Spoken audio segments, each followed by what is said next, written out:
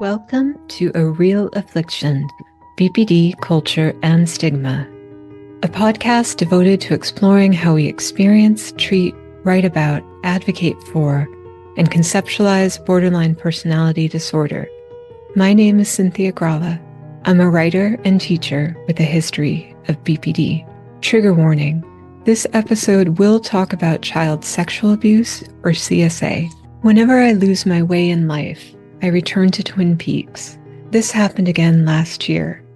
At that time, I rewatched the original Twin Peaks TV series, which was created by David Lynch and Mark Frost, and ran for 30 episodes from 1990 to 1991, as well as The Return, the 18-part continuation aired on Showtime in 2017, and Lynch's 1992 film, Twin Peaks: Fire Walk with Me. Meanwhile, I read several related books, including Laura's Ghost, Women Speak About Twin Peaks, by writer and professor Courtenay Stallings. Laura's Ghost celebrates some of the women who worked on Twin Peaks and the fans who use it to make art and sense of their lives. In interviews, these women share what the character of Laura Palmer in particular meant to them.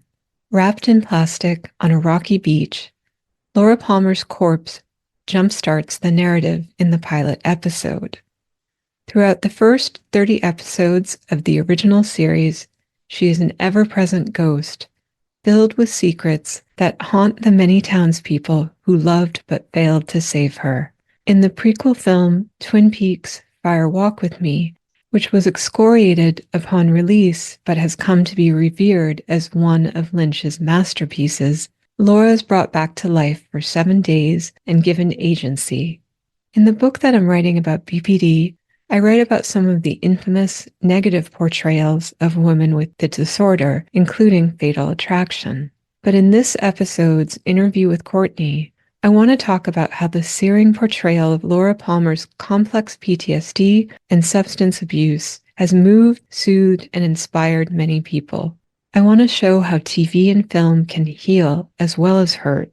For example, in Laura's Ghost, one woman described a friend who tried to die by suicide. Later, he said that he prayed to Laura Palmer and she saved him. She is that powerful to many people. She is that real to us. Spoiler alert, if you haven't seen any of Twin Peaks and would like to, this episode will be a major spoiler.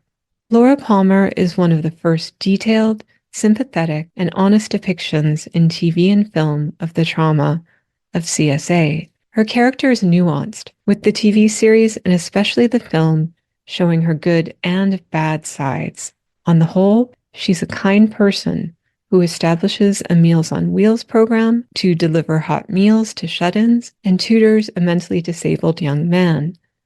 But on occasion, she does nasty things to her friends and lovers. For example, in The Secret Diary of Laura Palmer, written by Jennifer Lynch, David's daughter, and published in 1990 between the first 2 seasons, she admits to manipulating her boyfriend, Bobby Briggs, into selling drugs and to sexually assaulting her agoraphobic friend, Harold Smith.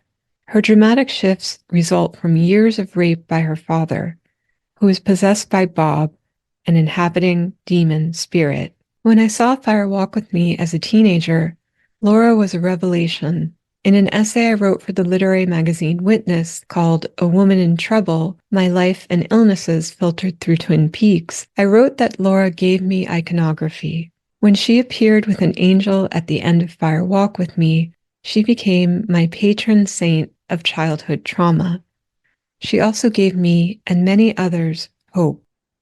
Laura exhibits aspects of both BPD and dissociative identity disorder, and she manifests the symptoms of complex PTSD.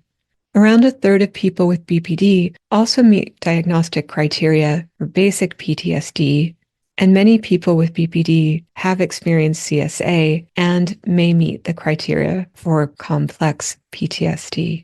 Whatever the diagnoses of this fictional character might have been in real life, Laura's behaviors rang so true to me. Even some fans of Twin Peaks joke about how Laura could balance charity and straight A's with drug addiction and work at a brothel, but I understood it. In my 20s, my friends joked about how I juggled grad school, teaching, creative writing, multiple relationships in various stages of implosion, and summers hostessing and modeling in Japan.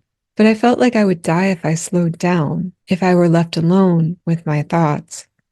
Laura, however, decided to slow to a stop. She chose to die in order to keep the demon Bob from possessing and wreaking havoc through her. Her character reminded me that I had a chance to keep going, and I should try to cherish that chance, however painful it often was. This was due to Cheryl Lee's astonishing performance in Fire Walk with Me. In her 20s, when the film came out, Cheryl became a conduit between her character and fans who'd suffered CSA, with many of them approaching her at public events to tell stories of their abuse and testify to Laura's importance in helping them to process it. By all accounts, Cheryl Lee has handled this responsibility with grace for decades, a true beauty outside and in. When Courtenay interviews Cheryl for Laura's Ghost, Cheryl thanks her for giving her the courage to rewatch Twin Peaks Fire Walk with Me for the first time in 30 years. I knew that I was doing this interview with you, Cheryl said to Courtenay, and honestly, doing this with you meant more to me in terms of knowing and remembering what I'm talking about than other interviews I've done about it. I appreciate your angle and your perspective and your heart and your desire with this book. I wanted to rise to that. In this first part of my interview with Courtenay, she and I discuss how she became fascinated by Twin Peaks and involved in its fan community, and how the figure of Laura Palmer helped to catalyze and destigmatize discussions of CSA. A portion of Courtenay's proceeds from Laura's Ghost go to RAIN, the Rape, Abuse, and Incest National Network. I've included a link to this uplifting and generous book in the episode notes. Laura's Ghost, like Twin Peaks, is a tribute to trauma, creativity, and resilience. And now, let's rock with Courtenay. Story. So can you tell me how you fell in love with Twin Peaks? Absolutely. Well, I was quite young, and I didn't watch a lot of TV. There wasn't a lot of good television at the time, and I like weird, quirky, offbeat type of stuff. I don't know if you ever watched Moonlighting, but that was one show that wasn't typically a show I'd watch, but it was quirky, offbeat, did a lot of like things with the narrative that were different. And then when Twin Peaks came along, I was really sucked in by the pilot and really drawn into like, okay, this is like a soap opera. And I used to watch Days of Our Lives with my grandmother, so I liked that part of it. I watched that one too. So I like the soap aspect, and how it was kind of playing, in soap operas. And I was quite young, so I wasn't getting a lot of the nuance of what it was doing. But I love the supernatural aspects of it too. I mean, the Red Room is the thing I always go back to. And I say, wow, this, they're creating this entirely separate like dimension. And it blew my mind and just it raised the bar for what I considered like great television, great film, great art from there on. I mean, I loved being in that world. I can relate to so much of what you're saying. Well, I watched some of it when it came out because I was a teenager then, and I was goth. I didn't watch TV. TV was all because, as you said, it wasn't a great landscape. Friends told me, "Oh, yeah, you'd like it. It's dreamlike," but I didn't kind of join in until near the end. But for me too, the Red Room and the finale that had spent so much time there was just so visceral and terrifying, sometimes weirdly comforting too, just this kind of other space that I loved. And when did you become aware that there was a fan community that felt seen by the character of Laura Palmer? It was about 11 years ago. I live in Los Angeles, and the University of Southern California, their film school decided to do a retrospective on Twin Peaks, mainly for their film students, but they invited people outside of the film student community. Right. And it was free to the public. And it was amazing. The gentleman who organized it, Alex Ago, he did such a phenomenal job. And they would show the episodes, and they would do it like, once a week, once a month, I can't remember which. And they would invite people who had participated in the show, whether they're, kind of crew or whether they're in front of the camera. I found out about it the first one I went to, and there wasn't a lot of people at the first one. But by the time they screened Fire Walk with Me that summer, from January to the summer, crowds grew. And then I was blogging about it too. And so people were following my blog or reaching out to me, and we started talking about it. I was part of a small community, I guess, on Twitter, online a little bit in some groups. But it wasn't until I really made these in Snoqualmie and go to the Twin Peaks Festival, which was fan run, had been around since 92, 93. And that's where I continued to make more connections, and then eventually went to other events and things like that. But I began to see like there's a lot of really interesting people. There's all sorts of pop culture that has fans, but the Twin Peaks community in general, the fans are really nice, really kind, really creative, really interesting, and the women especially too. And one of the things I noticed as I was kind of writing about this and all of these things were converging was that the men were getting sort of their voices were being heard when they're in the fan community. And we didn't have a lot of conversations about the fact that Laura Palmer was sexually abused. And we did not have those discussions. And, we didn't have those discussions in sort of a broad community anyway. Right. It was odd that conversation was left out. It's changed a lot since then, which is great because I think more people are talking about it. But that is something that I would share with other people. We talk about like, gosh, doesn't this resonate with you? Like, even if you weren't sexually abused, like living as a woman, the sexual violence that the fear surrounding you, feeling unsafe. Yeah, exactly. In the home or outside of the home. And so we'd have these conversations, and then that's kind of what led me eventually to the book too, was like, they say, write the book that you want to read. And I wanted to share these conversations I was having and share these incredible women I was meeting. Seems like it is, like, on the whole, a very nice community. And I'm wondering why you think that is. Does Laura play a role in that? I mean, I imagine it's, multiple things, but do you have any thoughts? Yeah, I think Laura plays a role in it. I also just think the characters and the vibe of the show, you think of some of the protagonists like Dale Cooper, who is, an imperfect person, but he practices kindness. And, he's this person in a position of power in law enforcement, but he's generally kind. People like Hawk and Truman and Lucy. They're generally like kind, nice people, and there are like bad bad guys, bad women on the show, but generally kind. And I think Laura Palmer too, even though she could be kind of harsh or aggressive at times. I mean, she was volunteering and helping like everybody in the community. Like, her actions were really, really kind. She was very protective of her best friend. I think she was a kind person. And I think a lot of people who are in the arts tend to have a lot of empathy too, or they're observers of the world, and they tend to have empathy for the world. Not everybody, of course, and I think that there's just a lot of people who are empathetic and who are sort of in touch with that. Twin Peaks resonates with them.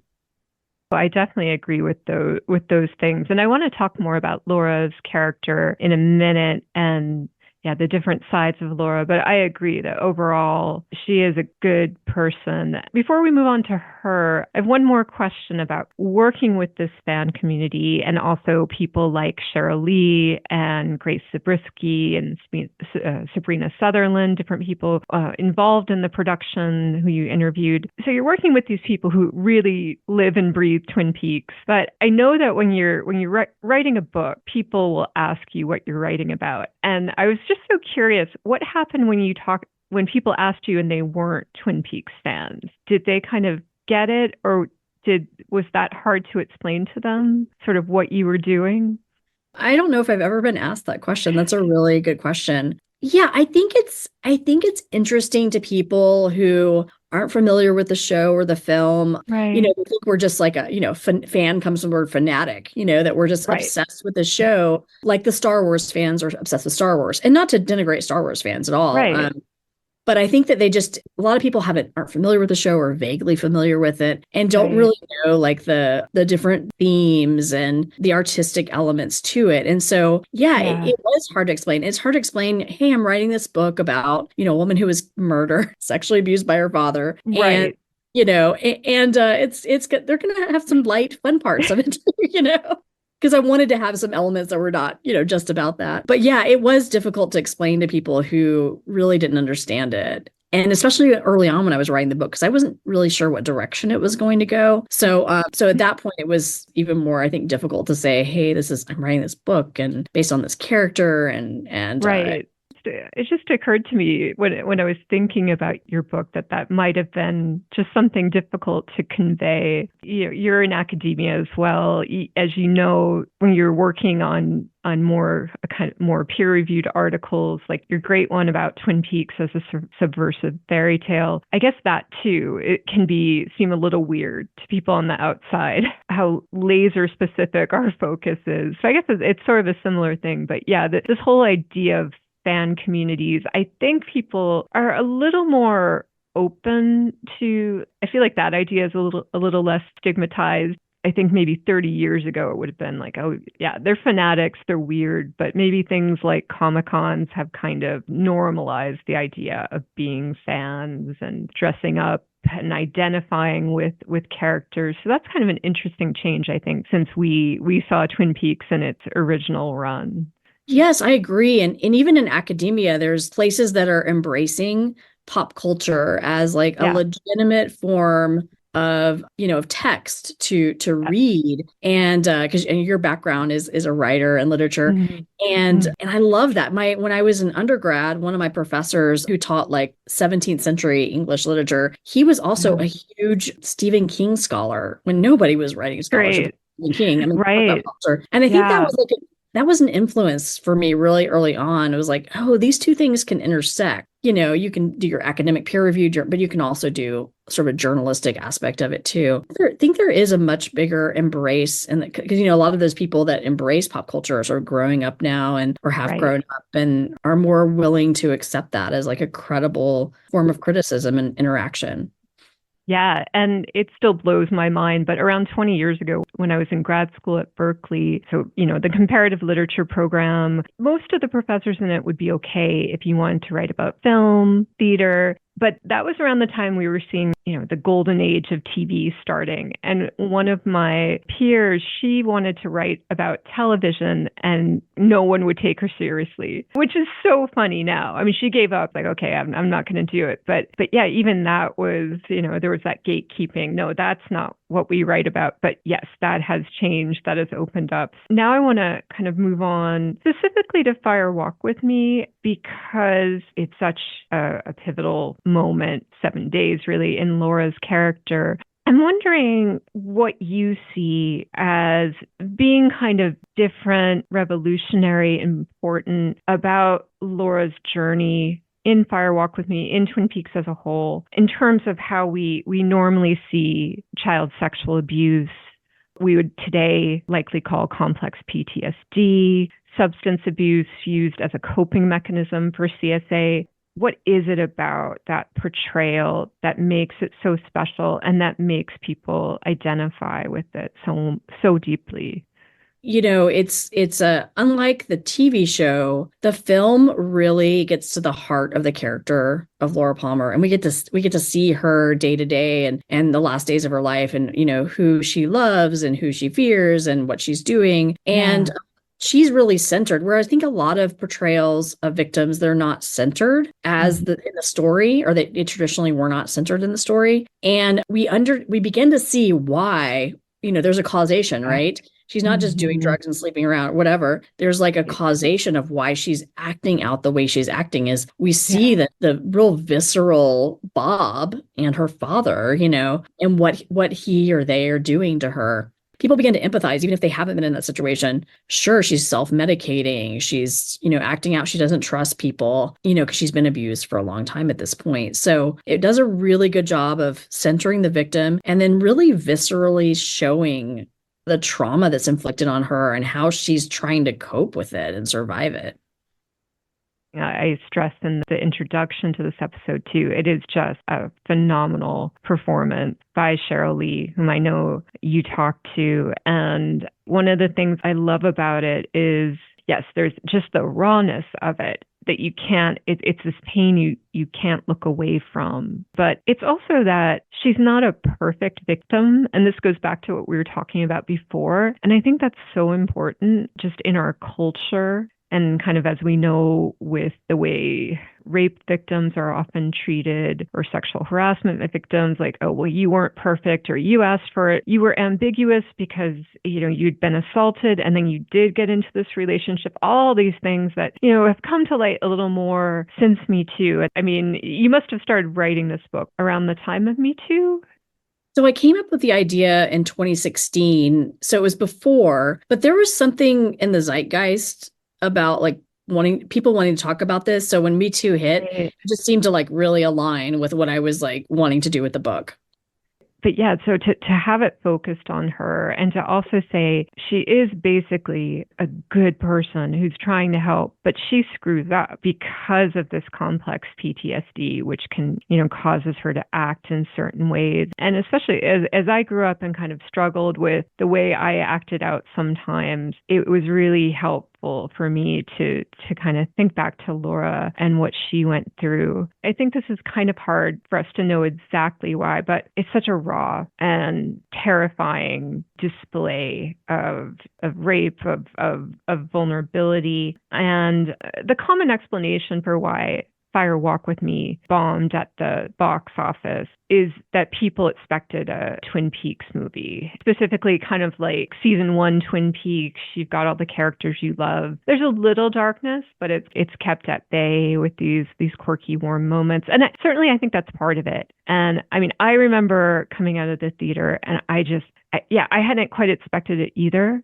But I knew it was so important. It was the scariest thing I had seen up to that point. And I still think it is such a horror film. And I wanted to ask you about that in a minute too. But do you think part of the reaction is that people weren't ready to view a young woman's pain and sexuality and exploitation in this way? What do you think? So it's kind of a leading question, I know. But. No, I agree with you. I do think that had a huge influence on why people had a reaction, a negative reaction to it. Like I said, we're talking about, and also in my book, there were things that had dealt with child sexual, like, after school movies. And the one I mentioned, Something About Amelia, is a terrible, terrible example because she's abused by her father. And at the end, it's like, everything is okay. Let's just all go to therapy. And I was like, no, he needs to go to prison for this. Right. So yeah, and so it was really I felt like it was centering the perpetrator. And so yeah, and I think this was like something we didn't talk about a lot, or if we did, we kind of glossed over it. And then here's this film that comes out that puts the victim in the center of the story and is really in your face about what is happening to her. And not just like the abuse, but also like the psychological, spiritual trauma that she's going through. And it's so intense. And it does such, David Lynch does such a great job of conveying that. And I think for people who haven't been through something like that, it's resonated with you and I, but like other people, I don't know if they could even really reckon with it. Because again, it wasn't something that was explored widely or talked about. And so if you're going in looking for Cooper and cherry pie and, donuts and quirky stuff, and then you get this type of psychic trauma in your face, I think that's hard to swallow. And it was really hard for people to swallow way back then.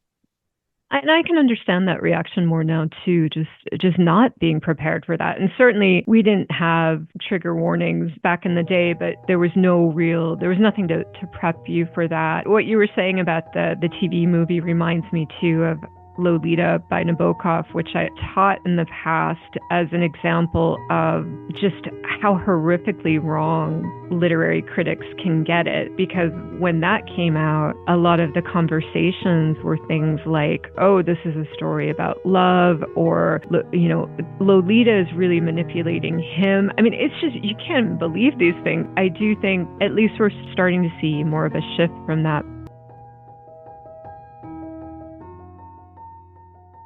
Laura's ghost made me realize that I was part of a vast sisterhood who love Laura. But I'd had an inkling of this sisterhood when I researched the diaries of Laura Gilbert, a woman with borderline traits born 2 years before me in Vancouver.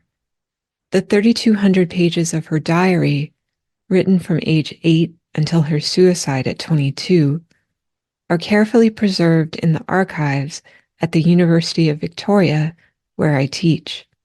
In one of her teenage diaries, Laura writes about her love of Twin Peaks. Heartbreakingly, She was in the process of recovering memories of sexual abuse by her father when she watched Fire Walk with Me with him. Afterward, she wrote in her diary about the resonance with her own life. The core of the Twin Peaks storyline, which I've never mentioned here before, despite the pages of obsessing I did about the Twin Peaks television series, is incest. A girl is being molested and raped by her father, but she does not let herself become aware that it is he who has been doing this to her since she was 12 until it is too late. Now, Laura Gilbert is my second Laura, another ghost and angel who reminds me of my own untapped resilience and of the gift and burden that surviving entails. To paraphrase Freud, I think both Lauras were suffering from memories.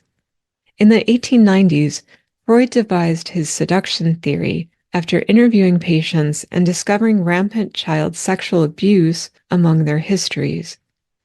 He imagined that the repression of memories of sexual abuse manifested as neurosis. Gradually, he altered this theory, instead proposing that children only fantasize about having sex with their parents. Scholars debate why he made this change, with some alleging that he worried about negative consequences to psychoanalysis, which he was trying to position as a respected science, if he implicitly accused upper-class parents of molesting their children, that might hurt that science. If this is the reason, such willful obliviousness to the reality of sexual abuse persisted for decades. Dr. Bessel van der Kolk, author of The Body Keeps the Score, Brain, Mind, and Body in the Healing of Trauma, was nonplussed when he kept hearing about it with CSA from patients back in the 1970s. And this was because the standard psychiatry textbook back then estimated incest as occurring to 1 in a million people.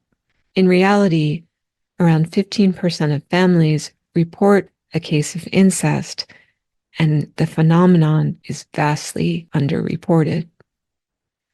Freud also wrote about the idea of the uncanny, or the unheimlich, in 1910. The German word heimlich means belonging to the home, but also concealed or kept out of sight, and a sense of uncanniness occurs when the familiar becomes estranged. Freud argued that we estrange through repression, just as Laura did when she veiled her father's face with Bob's, only to be devastated by its revelation in Fire Walk with Me. It took Twin Peaks and Laura Palmer to drive home how unheimlich, how uncanny, taboo-ridden, and unhomelike many of our childhood homes really were. And for that, I love them. I think Courtenay loves them for a similar reason. If you're interested in learning more about Twin Peaks through podcasts, there are some great ones out there. I recommend Diane Entering the Town of Twin Peaks, In Our House Now, An Inquiry into Twin Peaks: The Return, and Weird Studies, an arts and philosophy podcast that devotes several episodes to Twin Peaks, Fire Walk with Me, and The Return. If you are a survivor of CSA and need support, please take care of yourself and know that RAINN is a great resource. www.rainn.org.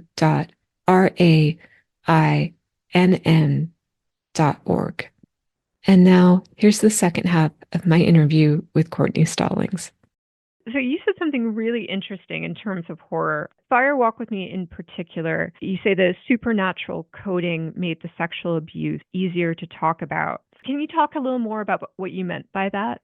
Sure. So I think one of the things that makes the series and then part of the movie kind of compelling is the creation of Bob. And this is a question people will often ask me, or I've explored, is like, was it Leland or was it Bob? Did Leland create Bob? Did Laura create Bob? So the supernatural coding is in this other entity that's not her father. And I think what's so shocking is when it's revealed, like we see Bob and we know it's her father when we get to Fire Walk with Me, but when his face is revealed, and then when she runs under the bush and she looks and she sees her father coming out and she makes that connection. And I think that's when that supernatural coding is, the veil is removed. And until then, it makes it a little easier for us to swallow this idea of like, okay, it's this, supernatural entity who's evil. But then when we realize, no, it's her father, it's in her own home, as someone she should trust and love, that is horrific. That makes it really shocking. And I think that's why a lot of people did have that visceral reaction to the film.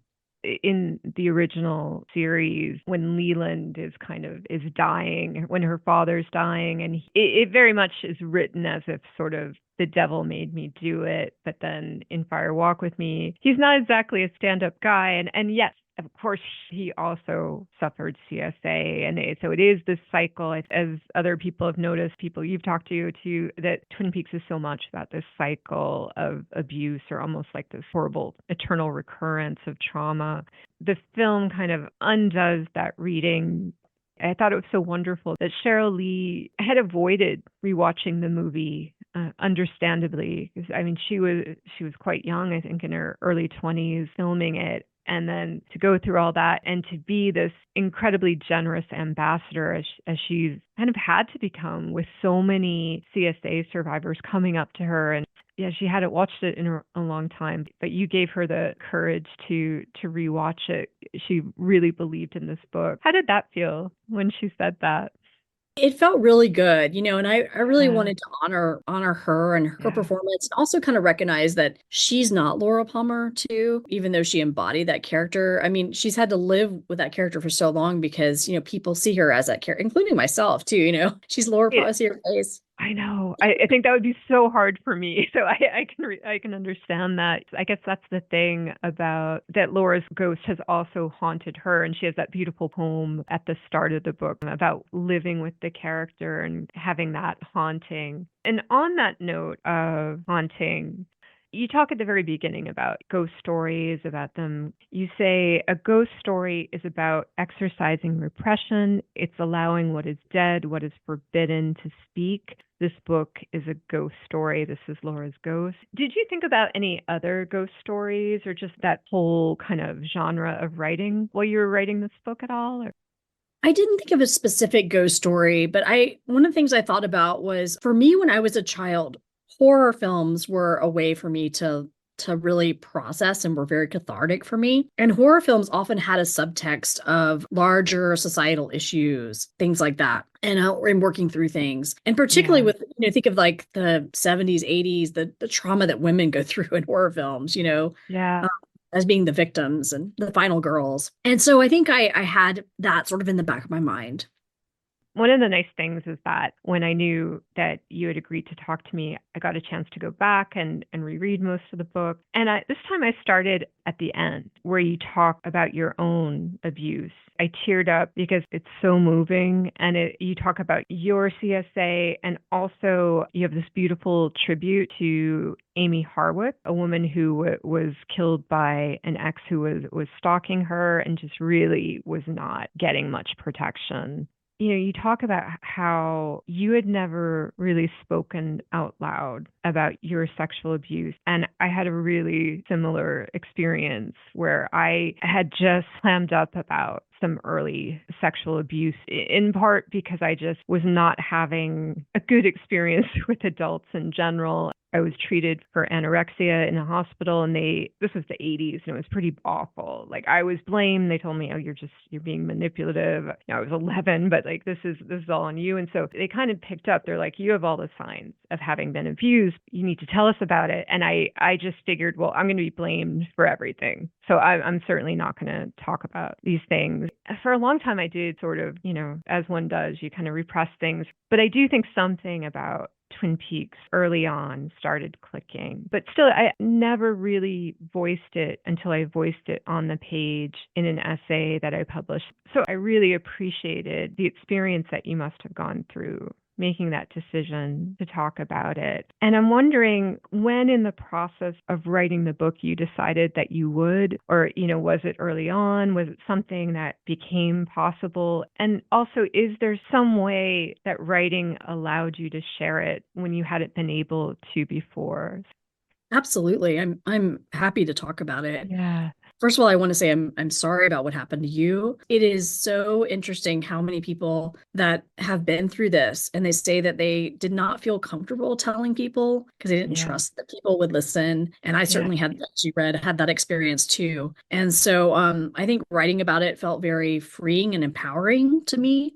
It was me kind of advocating for that child that I was, that nobody was advocating for me then, but now I'm an adult and feeling safe enough in my place to advocate for the child that I was. And when I was writing this book, I didn't know what I was going to share. I mean, certainly I knew Laura Palmer's character resonated with me because I had been abused as a child, not by my father, not, in that way, but I had been. And that's why, that character meant a lot to me. And other people had talked about their trauma and things that had happened to them. And so I kind of wrestled with, I'm going to acknowledge this, but how much do I share? Because first of all, I was like, how much detail do I want to get into the details? I'm comfortable enough to talk about this, write about it.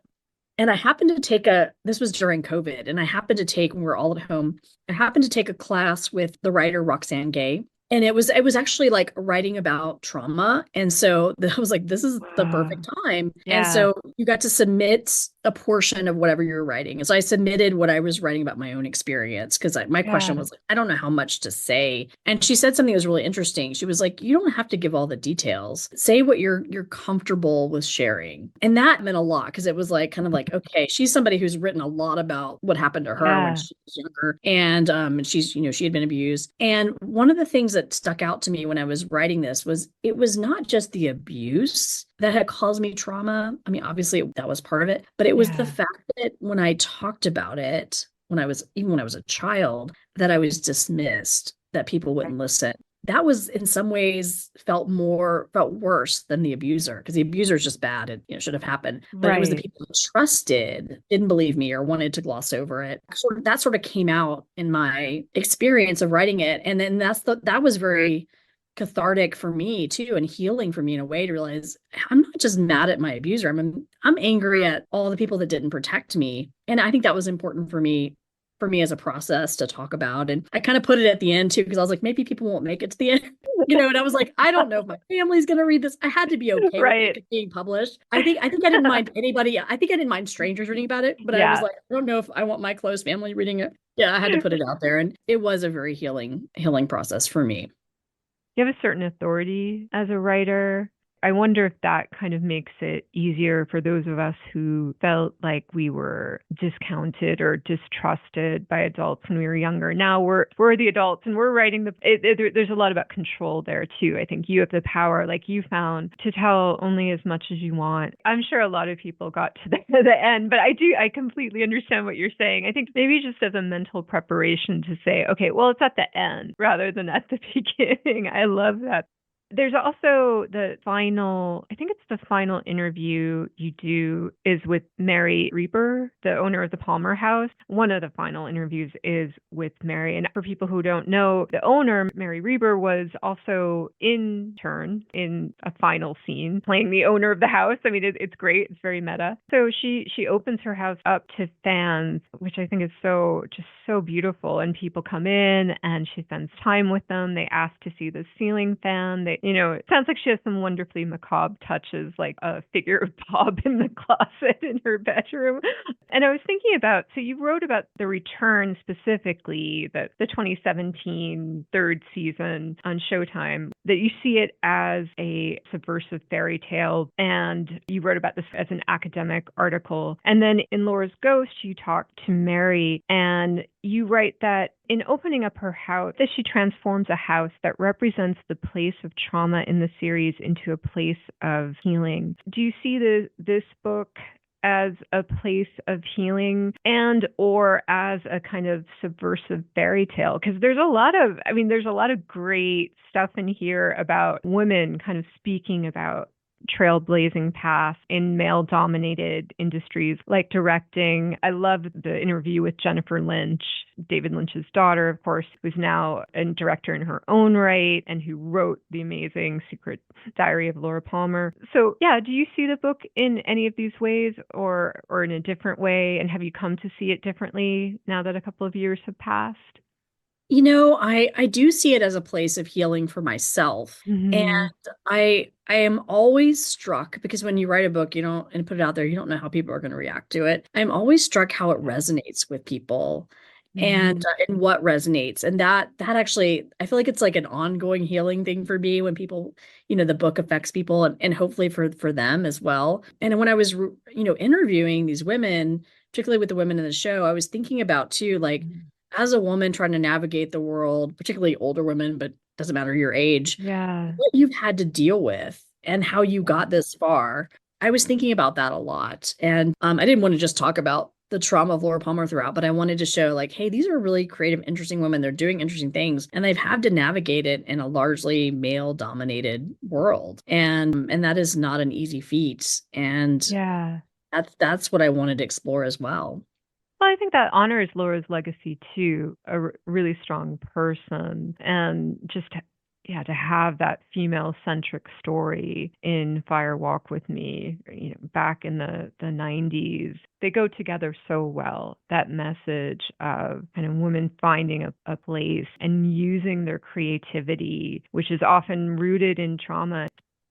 Everyone has their Twin Peaks or their David Lynch. I'm not saying there's one interpretation, but I think often it's either, it's horrific and surreal and dreamlike, or it's quirky. It is those things, but it's also this goodness too. And I think you really stress the goodness and the creativity and the power in the communities. So thank you so much for that. Is there anything final that you want to say, or are you doing any more work involving Twin Peaks?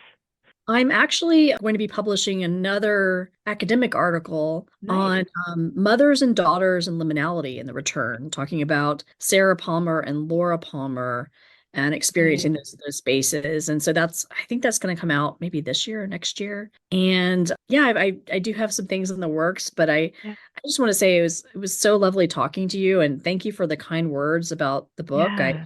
I really appreciate it. I always get excited when someone reads it and it resonates with someone. And Mhm. I think the work that you're doing is really interesting and I think it's great. Thank you so much, Courtney. So, Laura's Ghost, Women Speak About Twin Peaks. I highly recommend it, and so I'll be sharing links to it. But thank you so much, Courtney. I want to thank Courtenay Stallings for sharing so much with me during this interview. And I want to thank all of you for listening and supporting this podcast. Please take good care of yourself. Bye-bye.